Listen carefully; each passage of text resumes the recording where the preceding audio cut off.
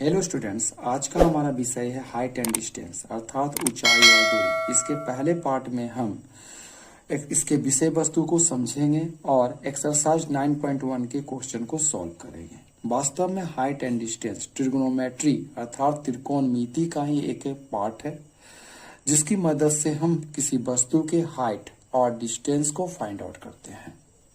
ABC trigonometry में हम लोग पढ़ चुके हैं कि अगर ABC एक राइट एंगल ट्राइंगल है जिसमें एंगल B राइट एंगल है और एंगल C का कोई वैल्यू थीटा है, तो एंगल B के अपोजिट वाले साइड को हम हाइपोटेनस यानी कर्ण कहते हैं। इस थीटा से अगर हम सामने वाले साइड को देखें तो ये हमारा परपेंडिकुलर अर्थात P लंब कहलाता है और जो नीचे वाला पोर्शन है वो क्या कहलाता है, बेस कहलाता है। तो ट्रिग्नोमेट्री के आधार से P और H में जो रिलेशन आता है उसे हम लोग क्या कहते हैं, साइन थीटा कहते हैं। तो sine theta is equal to होता है P/H। उसी प्रकार कॉस थीटा का रिलेशनशिप होता है B/H और टैन थीटा का जो रिलेशन होता है वो होता है आपका P/B। अब इसमें कुछ महत्वपूर्ण एंगल का भी उपयोग होगा, जैसे साइन 30, जिसका अध्ययन हम लोगों ने एक्सरसाइज 8.2 में किया है। तो साइन 30 का जो वैल्यू होता है वो आता है 1/2। साइन 60 का जो वैल्यू आता है वो आता है आपका √3/2। उसी प्रकार साइन 45 का जो वैल्यू आता है वो आता है आपका 1/√2। अगर हम कॉस में देखें तो कॉस 30 का जो वैल्यू आता है वो आता है आपका √3/2। कॉस 60 का जो वैल्यू आएगा वो आपका आएगा 1/2 एंड कॉस 45 डिग्री का जो वैल्यू आता है वो आता है 1/√2। इसी प्रकार टैन जो 30 का वैल्यू आता है वो आता है आपका 1/√3।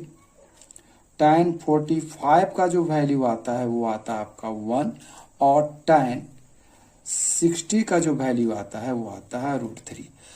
इन सभी वैल्यू का उपयोग हमारा हाइट एंड डिस्टेंस के क्वेश्चन को सॉल्व करने में होगा, जिसमें से tan 30, tan 45 और tan 60 का उपयोग सबसे अधिक होता है। अब हम जानते हैं कि एंगल ऑफ एलिवेशन और एंगल ऑफ डिप्रेशन क्या होता है। एंगल ऑफ एलिवेशन अर्थात जिसे हम उन्नयन कोण भी कहते हैं।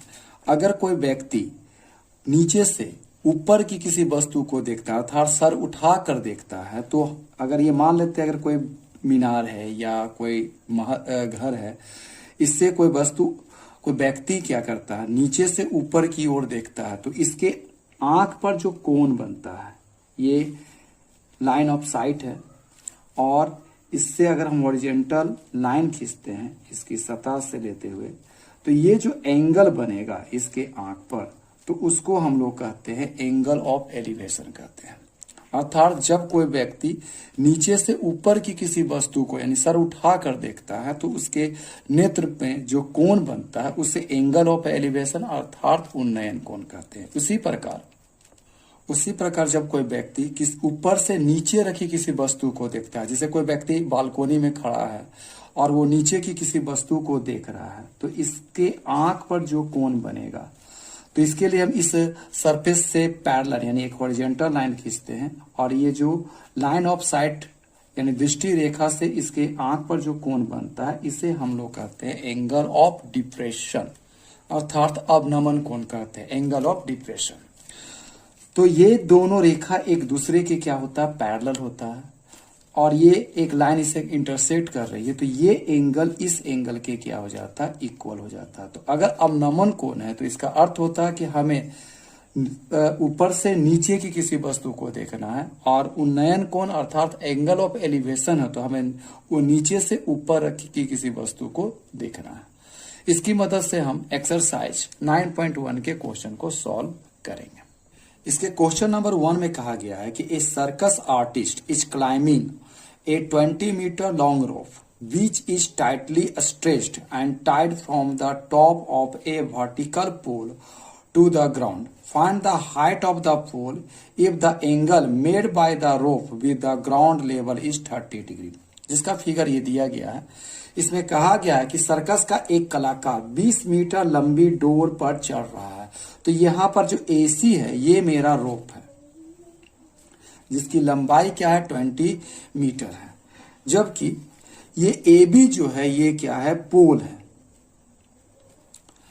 तो एक आर्टिस्ट जो है इस रोप में क्या कर रहा है, चढ़ रहा है, जो धरती के साथ यानी ग्राउंड लेवल के साथ, ये है हमारा ग्राउंड लेवल के साथ ये जो रोप है ये 30 डिग्री का एंगल बनाता है। तो हमें इस पोल का हाइट फाइंड आउट करना है। तो हियर हम देखते हैं कि ये अगर हम इस हमें निकालना क्या है, ये हाइट ऑफ पोल जिसे हम h मान सकते हैं, जिसे हमने h माना, और हमारा दिया हुआ क्या है, ये रोप का लेंथ जो 20 मीटर है। ये एक राइट एंगल ट्राइंगल है। अगर हम इधर से देखें तो ये हमारा P का काम करेगा और 90 डिग्री का अपोजिट वाला साइड हमारा कर्ण यानी हाइपोटेनस का क्या करता है, काम करता है।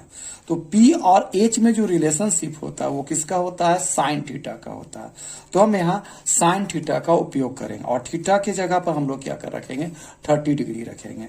तो let the height of the pole be h metre, अर्थात इस पोल की जो ऊंचाई है उसे हम लोगों ने h मीटर माना। तो मेरे पास ट्राइंगल क्या है, ए बी सी। तो हम लोग लिखेंगे in triangle A B C, त्रिभुज ए बी सी में, ट्राइंगल ए बी सी में। तो हमें किसका संबंध लेना है, साइन का। तो यहां लिखेंगे साइन, और थीटा के लिए क्या है 30 डिग्री। तो साइन 30 का वैल्यू होता है P बाई एच। तो P के लिए क्या काम करेगा, ए बी, और H के लिए क्या काम करेगा, ए सी। साइन 30 का जो वैल्यू हम लोगों ने जाना था वो क्या होता है, 1/2 के इक्वल होता है। और ए बी जो है हम लोगों ने क्या माना, H, और ए सी क्या है हमारा 20। अब हम इसे काट भी सकते हैं, कैंसिल, 2 का टेबल में 2 1 बार में कैंसिल हो सकता है, 2 का टेबल में 20 10 बार में कैंसिल हो सकता है। अब हम इसे क्रॉस मल्टीप्लीकेशन करेंगे तो H को 1 से इंटू करने पर H आएगा, जबकि 10 को 1 से इंटू करने पर 10 आएगा। इस प्रकार जो हमारा हाइट ऑफ द पोल होगा वो क्या होगा, 10 मीटर के इक्वल होगा। इसके क्वेश्चन नंबर 2 में कहा गया कि a tree breaks due to storm and broken part bend so that the top of the tree touches the ground making an angle 30 degree with it. The distance between the foot of the tree to the point where the top touches the ground is 8 metre. Find the height of the tree. तो इसमें कहा गया कि हमारे पास एक tree है जो storm आने से यानी आंधी आने से टूट गया है, तो इसके और ग्राउंड को टच करता है। तो ग्राउंड को टच, मान लेते ये ए बी मेरा पहले जो था ये ट्री था आंधी से पहले, जब आंधी आया तो ये टूट गया, बैंड से टूटा। तो इसके लिए ऊपर वाला भाग को ज्यादा टूटा होना चाहिए, नीचे वाला कम, तभी ये क्या करेगा, अर्थ सरफेस को क्या करेगा, टच करेगा। तो मान लेते ये वाला जो भाग है जो ए सी है वो टूट कर नीचे ग्राउंड सरफेस, ये हमारा ग्राउंड है, टच किया। तो ये हमारा ये पेड़ का जो हुआ फुट पॉइंट हुआ, और ये मेरा क्या हो गया, ग्राउंड हुआ।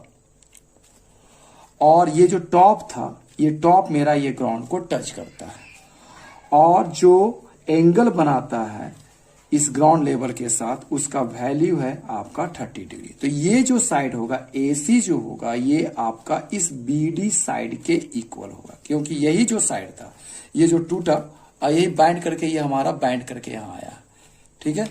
तो ये जो AC है वो मेरा किसके बराबर होगा, CD के इक्वल होगा।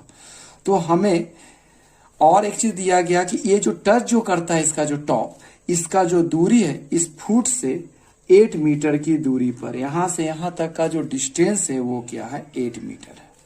तो हमें इस पेड़ का ऊंचाई यानी ट्री का ऊंचाई AB ज्ञात करना है। इसे ज्ञात करने के लिए AB की हाइट ज्ञात करने के सबसे पहले हमें BC फाइंड आउट करना पड़ेगा और CD। अगर हम BC और CD निकाल, जो CD जो हमारा AC के बराबर है, तो जिसे दोनों को जोड़ने पर हमारा हाइट AB निकल जाएगा। तो हम इस ट्राइंगल BCD में काम करते हैं। तो हम लोग मानते हैं कि इस ट्री का जो हाइट है वो H के बराबर है। Suppose the height of the tree is equal to क्या हो गया, H, अर्थात जो AB है वो H के बराबर। अब हम इस ट्राइंगल BCD में लेंगे, इन ट्राइंगल BCD। तो सबसे पहले मेरा यहां से देखे तो ये हमारा P है, और ये जो भाग है ये क्या है, B है। तो P और B में जो रिलेशनशिप होता है वो किसका होता है, tan का होता है। इसलिए हम सबसे पहले tan निकालते हैं। तो tan, और थीटा के प्लेस में क्या है 30, तो tan 30, tan theta equal to होता है हमारा P बाई बी। तो P का जो वैल्यू है वो आपका BC के इक्वल होगा, और जो B का जो वैल्यू होगा वो BD के बराबर होगा। tan 30 का जो वैल्यू होता है वो होता है 1/√3। BC चूंकि हमें निकालना है तो BC को BC रहने देते हैं, और BD के प्लेस में हम लोग क्या लिखेंगे 8। क्रॉस मल्टीप्लीकेशन करने पर जो हमारा आएगा BC इंटू √3, और 8 को 1 से इंटू करने पर हमारा क्या आएगा 8। इस प्रकार जो BC का जो वैल्यू आएगा वो 8/√3 आएगा, इतना मीटर हुआ।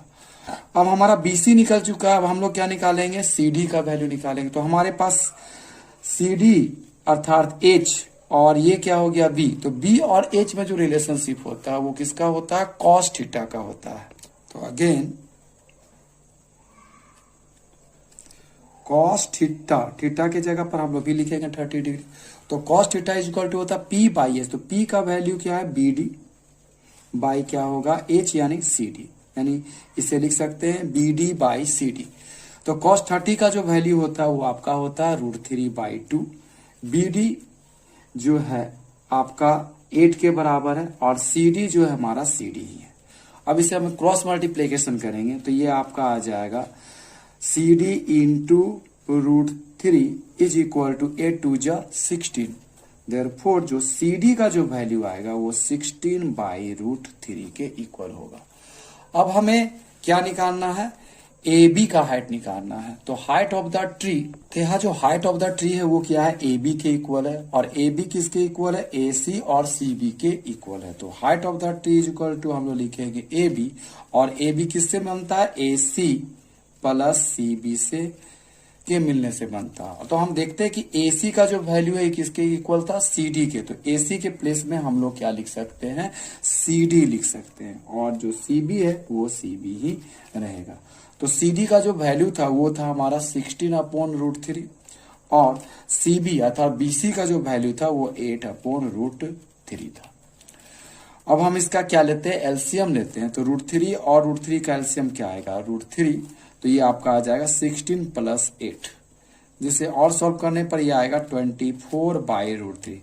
जब भी √3 या रूट का वैल्यू नीचे आता है तो हम इसे सबसे पहले रेशनलाइज करते हैं। तो √3 नीचे है तो इसको रेशनलाइज करने के लिए √3 से ही इंटू करेंगे ऊपर नीचे। इसके डिनोमिनेटर और न्यूमरेटर को हम लोग क्या करते हैं √3 से इंटू करते हैं। तो यहाँ 24 को √3 से इंटू करेंगे तो ये आपका आएगा 24√3, और √3 और √3 मिलकर आपका क्या हो जाएगा 3 के टेबल में 24 8 बार में कैंसिल हो जाएगा। इस प्रकार जो हमारा हाइट ऑफ ट्री जो आएगा वो 8√3 मीटर के इक्वल होगा।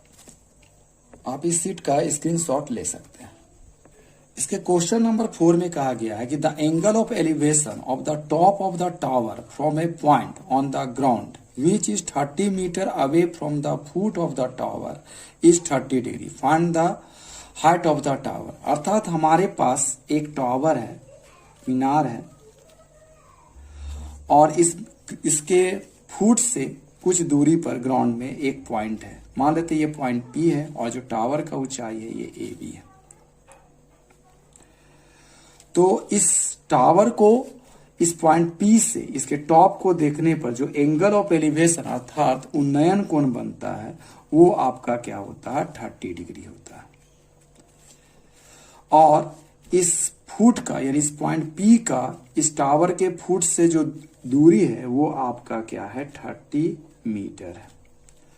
तो हमें इस टावर का हाइट यानी इस मीनार का ऊंचाई ज्ञात करना है।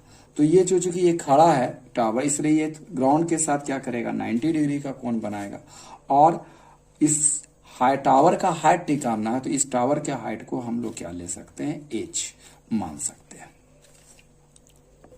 Suppose the height of the tower AB is equal to H। तो ये ट्राइंगल का नाम है ABP, इन ट्राइंगल ABP।